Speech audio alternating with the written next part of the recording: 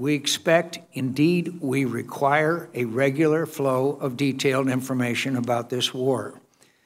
That is not because we want to inhibit our witnesses from doing their jobs. It's because we have to do ours. We have to provide our troops with the vital authorities and resources they need to perform their missions. That is our separate, co-equal responsibility under the Constitution. And we take our duties as seriously as our witnesses take theirs. Though I must say it is bizarre that for a hearing of such importance, our witnesses failed to submit written testimony to this committee. Of our men and women in uniform. 16 years ago this week, we want to be your partners, but this committee will not be a rubber stamp for any policy or president. We must be well informed. We must be convinced of the merits of the administration's actions. And unfortunately, we still have far more questions than answered about this new strategy. General Dunford, thank you, General, for being with us here today to discuss this very important topic. While I support the increase in troops and additional authorities, some have suggested that we have already been down this path, that a surge in the past of over 100,000 troops could not create the conditions on the ground to successfully bring this conflict to an end. And so, gentlemen, we will ask you in many different ways, what will be different about this effort that will bring about a change that did not happen in previous efforts with even greater troop numbers and associated authorities? Thank you, Mr. Secretary.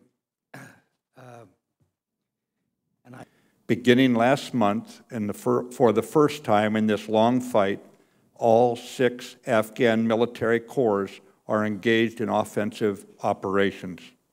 During these recent months, there have been fewer civilian casualties as a result of coalition operations, although regrettably, Taliban high-profile attacks on civilians continue to murder the innocent. While the Taliban still attempts to seize district or provincial centers before the end of this fighting season, they have generally been forced into decentralized, small-scale ambushes and the use of improvised explosive devices. Importantly, the rate of Afghan National Security Force casualties has reduced from last year. Developments with additional U.S. support will finally tip the balance on the ground.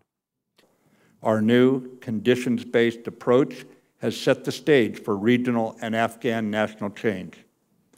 Our new strategy, vigorously reviewed and approved by President Trump, is, quote, R4+S, unquote, which stands for regionalize, realign, reinforce, reconcile, and sustain troops to the NATO-led campaign.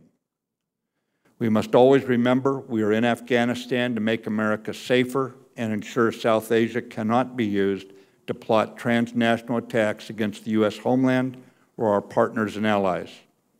Our goal is a stable and secure South Asia. A political settlement in Afghanistan is only possible if the Taliban rejects support or conduct of terrorism. NATO strikes in support of the improving Afghan security forces and